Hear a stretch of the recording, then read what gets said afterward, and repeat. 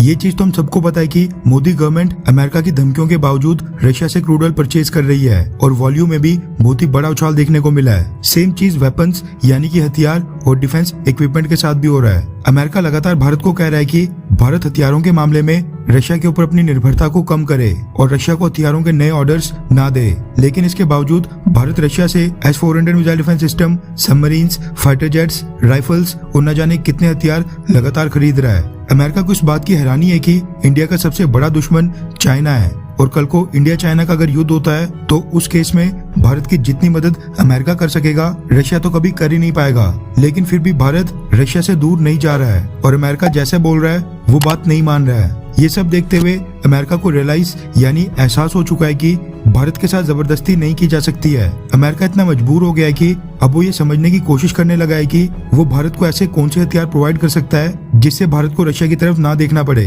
America में अब भारत को ऑफर करने के लिए 5th जनरेशन के F-35 स्टेल्थ फाइटर जेट और प्रीडेटर ड्रोन जैसे हाईटेक वेपन्स और हाईटेक डिफेंस इक्विपमेंट्स को तलाशा जा रहा है जो भारत को ऑफर किए जाएं। और ये चीज मैं आपको रेफरेंस के साथ बताने जा रहा हूँ। रेफरेंस के लिए आपकी स्क्रीन के ऊपर न्यूज 18 के आर्टिकल का स्क्रीनशॉट है जिसके मुताबिक अमेरिका के डिफेंस सेक्रेटरी यानी अमेरिका के डिफेंस मिनिस्टर लॉयड ऑस्टिन ने पिछले कल ये स्टेटमेंट दी है कि रशिया से हथियार खरीदना भारत के बेस्ट इंटरेस्ट में नहीं है। दरअसल पिछले कल अमेरिका के defence minister Lloyd Austin US congressman के सामने कांग्रेशनल हियरिंग के दौरान पेश हुए थे, जिस दौरान उनसे इंडिया के रशिया से हथियार खरीदने के बारे में पूछा गया और पूछा गया कि इंडिया इस पूरे रशिया यूक्रेन विवाद में इंडिपेंडेंट पॉलिसी क्यों अपना रहा है और रशिया का साथ क्यों दे रहा है। उसी दौरान American defence minister Lloyd Austin ने कहा कि हम भारत के साथ मिलकर लगातार काम कर रहे हैं ताकि ये सुनिश्चित करें कि रशियन डिफेंस इक्विपमेंट में निवेश जारी रखना यानी रशिया से हथियार खरीदना जारी रखना भारत के सर्वोत्तम हित में बिल्कुल नहीं है।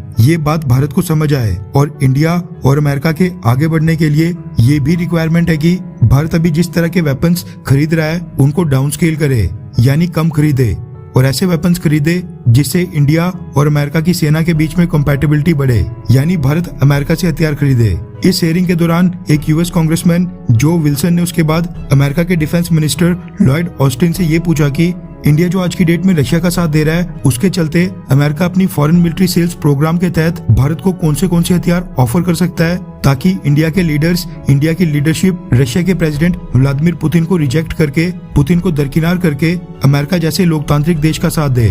यानी भारत को कौन से हथियार दिए जाएं तो भारत अमेरिका की तरफ आ जाएगा। इसके जवाब में US defence minister Lloyd Austin ने कहा कि अमेरिका के पास दुनिया के सबसे फाइनेस्ट और एडवांस्ड वेपन सिस्टम है। हमारे पास कई रेंज की डिफेंस कैपेबिलिटीज हैं जो हम इंडिया को ऑफर और प्रोवाइड कर सकते हैं। लॉयड ऑस्टिन ने आगे यूएस कांग्रेसमैन को कहा कि मैं आशा करता हूं कि आप इंडिया के ग्रेट पीपल यानी भारत के महान लोगों के साथ काम करना जारी रखेंगे और अगर हम यानी कि अमेरिका वेपन सेल्स के ऊपर लगी कुछ रिस्ट्रिक्शंस को कम करेगा तो भारत अमेरिका का बहुत ही ग्रेट एलाई बन सकता है। यहाँ पर लॉयड ऑस्टिन ने F-35, F-22 जैसे एडवांस्ड और हाईटेक वेपन्स की तरफ इशारा किया जिनकी सेल्स भारत को नहीं की जाती है और उनके ऊपर कई सारी रिस्ट्रिक्शंस लगी हैं। लॉयड ऑस्टिन ने कांग्रेसमैन को यही बताया कि अगर अमेरिका को भारत को रशिया से दूर करना है तो भारत को ये एडवांस्ड और फाइनेस्ट वेपन बेचने पर जो इस तरह की सेल्स रिस्ट्रिक्शन लगी हैं उनको हटाया जाए और ये एडवांस्ड और हाईटेक वेपन्स भारत को भी बेचे जाएं। अगर अमेरिका ऐसा करता है तो भारत अमेरिका का